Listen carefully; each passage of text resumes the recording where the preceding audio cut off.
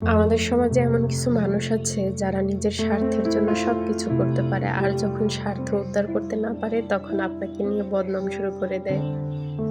যাই হোক, আসসালামু আলাইকুম। কেমন আছেন সবাই? আশা করি ভালো আছেন। আল্লাহর রহমতে আমরাও ভালো আছি, আলহামদুলিল্লাহ। আর এই তো প্রতিদিনের মতো ডেইলি ব্লগ নিয়ে চলে আসলাম। আশা করি আপনাদের কাছে খুব ভালো লাগবে। অবশ্যই না টেনে পুরো ভিডিওটি দেখবেন। আর এই টুকিটাকি ভিডিও করে নিলাম, পাশাপাশি আপনাদের সাথে একটু গল্প করি।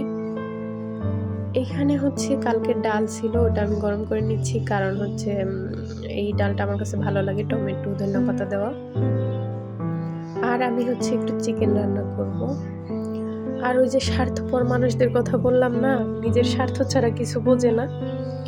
হ্যাঁ, এরকম ঘটনা আমার সাথে অনেকটাই ঘটছে, যে কারণে এখন আর সহ্য হয় না। এখন রাগ হয় খুব। তবে একটা জিনিস ভেবে শান্তি পাই, কি জানেন? আমি আমার জীবনে ছোট থেকে বড় হয়েছি, কখনো ভুলেও কারো ক্ষতি করার চিন্তা করি নাই বা করিও নাই। তো ওই যে সাদাসিধা মন নিয়ে ঘুরছি না, এই জন্যই মানুষ সুযোগ পায়, সুযোগ পাইলে আর ছাড়ে না। তবে ভালো লাগে, আল্লাহ এর প্রতিদান আমাকে একদিন না একদিন দিবে অবশ্যই। আর স্বার্থপর মানুষগুলা কি হয়, ওরা নিজের স্বার্থ যখন পূরণ করতে পারে না, তখন অন্যের পিছনে লেগে থাকে, আজে বাজে মন্তব্য করা শুরু করে দেয়। কারে কোন জায়গা দিয়ে বাঁশ দেবো, কারে কোন জায়গায় খারাপ খারাপ কথা বলবে, কারে কিভাবে ছোট করবে, এটা নিয়ে পড়ে থাকে। আর বিশেষ করে তারা তো অন্যের সুখ সহ্যই করতে পারে না।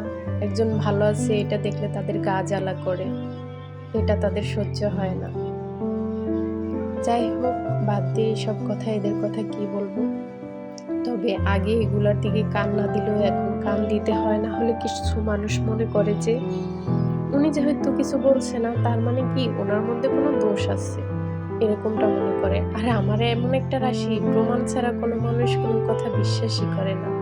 আমার রাশিটা একটু পিছলা টাইপের। যাই হোক, এখন থেকে সবাইকে এড়িয়ে চলবো ইনশাল্লাহ।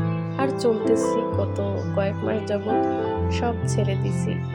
নিজেকে একা করে রাখি, নিজের সন্তান নিয়ে থাকি, সংসার নিয়ে থাকি, এটাই আমার জন্য অনেক। বাদ দেই, এই স্বার্থপর মানুষ আমার জীবনে আর না আসুক, আল্লাহর কাছে এই দোয়া করব। আর ভালো মানুষের জীবনে কখনো যেন এরকম মানুষ না আসে, তাদের জন্য দোয়া করি। যাই হোক, এই তো দুপুরের খাওয়া দাওয়া শেষে একটু ফিন্নি বলেন বা পায়েস বলেন, যাই হোক এটা রান্না করে নিচ্ছি। আর কার কাছে কেমন লাগলো অবশ্যই কমেন্টে জানাবেন।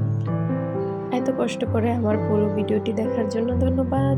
এভাবে পাশে থাকবেন, লাইক কমেন্ট শেয়ার করে, আর সবসময় সাপোর্ট দিয়ে যাবেন আশা করি। বাই বাই, আল্লাহ হাফিজ।